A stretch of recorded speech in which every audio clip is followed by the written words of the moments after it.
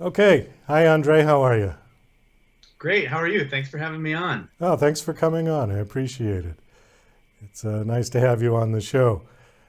So, you basically an author? Yeah, it looks like you're a writer, yeah? Basically, an author. Yeah, I've just signed my next deal for my ninth book, which will come out next year. It's been a wild ride. I did my first book in 2016, but even before that, I wrote for newspapers and magazines for probably the last 20 years. Okay. And specifically, you wrote about food and drink, lifestyle, yeah? Yeah, I actually started out as a restaurant reviewer and moved over into wine writing. And I ended up picking up a cocktail column or two kind of in the heady days, the early cocktail days in the mid 2000s. Okay. I saw something on your bio here that I wanted to ask you about, and then we'll get to your book. It says you recently completed a circumnavigation of the globe to survey the world's cocktail landscape. So you basically went around the world and just drank cocktails. That's a good job. It wasn't a bad ride. It was this cocktails have certainly taken me to places I never thought I would go. Yeah, I ended up writing a book called Booze Cruise, a tour of the world's essential mixed drinks. I had traveled and visited a number of cities, but when I was talking to the press about doing that book, I said, I have to go out and see more to complete this book, specifically go back to Asia and see what's happening there right now. Singapore is a huge cocktail epicenter, and of course, Tokyo and Shanghai and other cities over there are amazing as well. And I ended up sliding into home base right when everything was closing down in early 2020. Oh, okay. Well, you made it home just in time then, yeah? Yeah, yeah. I never thought the book would be sort of a snapshot in time. Luckily, I think most of the businesses that I mentioned in the book and the scenes that I was talking about are still going, but it was a little alarming for sure. Well, yeah. I mean, I think things are starting to get back to normal. I'm seeing in different countries a lot of the mask restrictions have been lifted and things. Yeah. But I'm not sure that we'll ever get back to pre-COVID. I don't know. I hope so. But it seems like there's this sort of hesitancy. You know, the part that I always worry about is now, okay, you can go to restaurants, you can go to bars. I hope people aren't going to be hesitant to touch each other. Yeah, it's interesting. We're I was just did a book launch in Philadelphia where they still had a city mask mandate, but of course the feds had struck down a travel mandate. So there were people unmasked on the airplane, but then it landed in the city and there was a mask mandate. So there's still quite a bit of confusion and back and forth, I think, depending on, these kind of resurges. So hopefully, we keep thinking we're past it, but it keeps coming back. Well, what's weird about the airline one is that apparently on US carriers, you can take your mask off.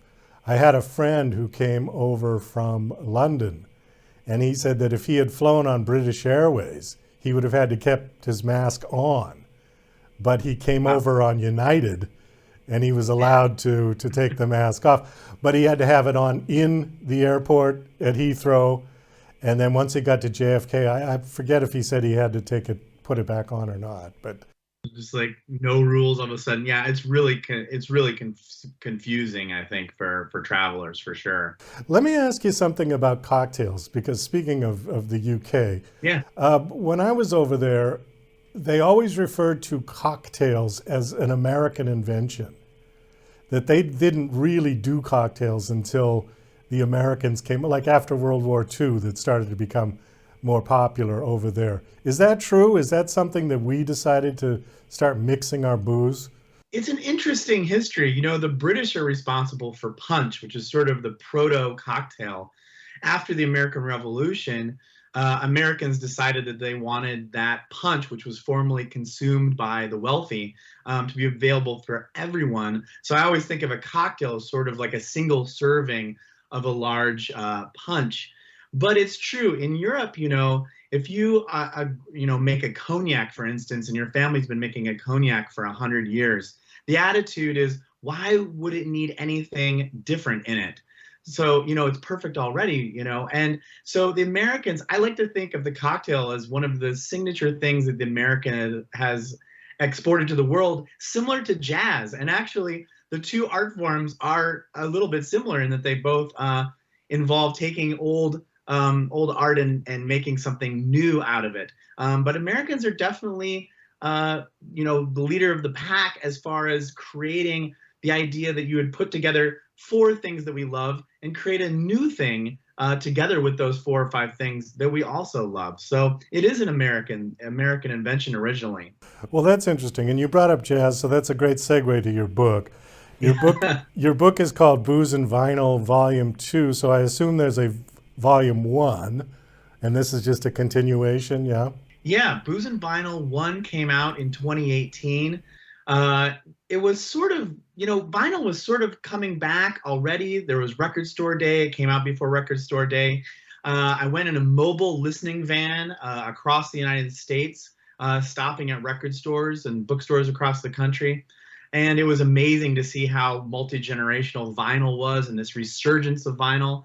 And then during the pandemic, vinyl went even crazier to the point that I think in 2020 was the first year that vinyl sales surpassed CDs again since the 90s. So we're great. still in the middle of this vinyl boom.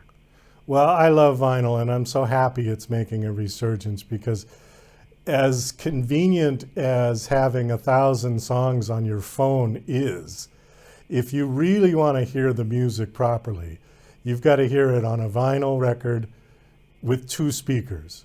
Absolutely. I think, the digital era, we have access to everything, but there's a certain coldness to it. You just don't get the same experience in your headphones. And you also don't get the full arc of the artist's experience. When you listen to a vinyl album, part of the point of this book was you can make yourself a great drink and sit down and really go into an experience rather than sort of jumping around on a playlist. That was definitely in our minds to kind of bring back this analog experience that we had lost, and to do it by yourself or with others. Okay, so while one is listening to one of the vinyl albums, you also have cocktails that align with the particular music. How did you figure out how to do that? Yeah, it's interesting. Volume 1 was a lot of known classics. We had written a couple other cocktail books, and we were interested in kind of putting together some fairly simple drinks. But the method is that there's quite a bit of research that goes into finding out, what these artists drank, or looking at lyrics, or just looking at mood, or pulling something from, the songs and the overall feel of the album. But some interesting hits that I can mention was one of the fun things from Volume 1 is that researching Blondie, I found the original cocktail menu from Max's Kansas City where the band would play and hang out.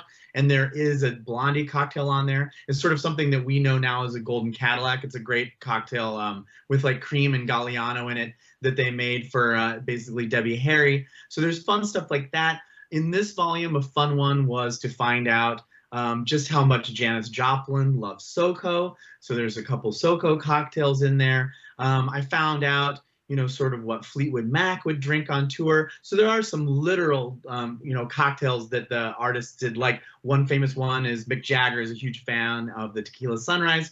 But then there's just some fun stuff like fun puns, like Ventura Boulevardier for Tom Petty, which of course is from his lyrics from Free Fallin' when he talks about going down Ventura Boulevard. So everything from like puns to actual historical stuff that they would drink. I'm looking at the list of albums that are on here, and actually I have a couple of these albums. So see, Ella Fitzgerald and Louis Armstrong, Ella and Louis, 1956, classic Silver Fizz. Okay, so what's a Silver Fizz? Yeah, Silver Fizz is sort of a heritage drink, a classic drink. You've got your gin, and the fizzes were, you adding the bubbles to it, which would make it a fizz. I think silver was when you put a little egg white or, certainly a gin-based drink. The trick there was, Ella has this silver voice. So the connection was this silver voice with Louis Armstrong then, who was sort of the hound dog, and he gets the stout flip for that one. Stout flip is, again, an egg drink that has, basically stout and egg, which could sound off-putting to some people, but is actually fantastic and has wonderful mouthfeel and kind of turns out a little bit like a milkshake more than a cocktail even. It's just a delicious drink. Milkshake with a punch. Yeah. Right. Let's see. Let me hit the other two. Okay, Jimi Hendrix Experience. Purple Haze. What's in a Purple Haze? The Purple Haze is really fun. Jimi Hendrix somehow didn't make it into volume one. There's always things left on the cutting room floor. When we picked up a volume two, we were like, wow, we have so many great people still, so many great albums to put in here. There's a really fun product that cocktailers are using these days called butterfly pea powder. It reacts to acid. It is in the pea family, so it has a little bit vegetal flavor, but you don't really taste it, and it's actually delicious. But if you add, like, say, an acid like lemon juice, it changes color in the glass. So this drink will go from blue to a purple, and it sort of looks like a drinkable lava lamp. It's just a little bit of bar showmanship, basically, but it's a fantastic and delicious drink as well. A drinkable lava lamp. I like that. That's good. All right, last one here. The Police Synchronicity. Tea in the Sahara. I had really fun with this. The tea in Sahara. The other fun one in here is another great pun called the Oaxacan in Your Footsteps, which is a pun on the, a mezcal drink, which is fun. Tea in Sahara, I got inspired by having, sometimes bars will serve cocktails in a teapot. It's really intimate. It's really fun. Way to serve it. It's basically some brandy and some tea and a little honey. So it's in the toddy family, I would say. And it's just a fun way to serve the drink. And of course, Sting talks about, going into the hot Sahara. The synchronicity is kind of this exotic journey. And at the time, a lot of the beats that were in the album were new. It's sort of like brought kind of a world beat sensibility to the album. So two fun cocktails for those guys. You had mentioned before that you had just signed for your 9th book. Is it going to be another volume of this or something different? It actually is. I'm going to do a Booze and Vinyl holiday edition. So think crooners, everyone from Barbra Streisand to Sia, basically doing their holiday albums. And I'm pretty excited about it because it can be just a great holiday cocktail book. And then, of course, the added element of the music and such wonderful, like, warm music. I may be a little tired of holiday music by the end, but it's a little something for everyone in that one as well. Okay, now have you actually tried all of these cocktails that are in your books? Yeah, absolutely. So I have a gentleman, Kevin Lundell, who's worked on a number of books with me now. He helps recipe test. So this book was each of the Booze and Vinyls basically are 140 cocktail recipes plus food. So there is a lot of cocktailing that goes on probably for about a week of full recipe testing, and lots of cocktails being left in the fridge for later. 140 cocktails in 1 week. Oh, that must be a fun week. Yeah, and it compacted into a few days, plus errors, plus fixes. So the books are quite an undertaking that way. I'll bet. All right, Andre. Well, we do have to wind this down. Thanks so much for coming on the show. Again, the book is called Booze and Vinyl Volume 2. Do you have a website you want to give out? Yeah, it's boozeandvinyl.com. You can find tour dates. I'm heading through 8 different cities on this particular leg of the tour, going across the United States. And they're fun listening parties, usually with drinks from the book. So if people go to that website, they'll find me, and reach out on Instagram as well, just André Darlington. Okay, great. Well, thanks again for coming on, and best of luck with your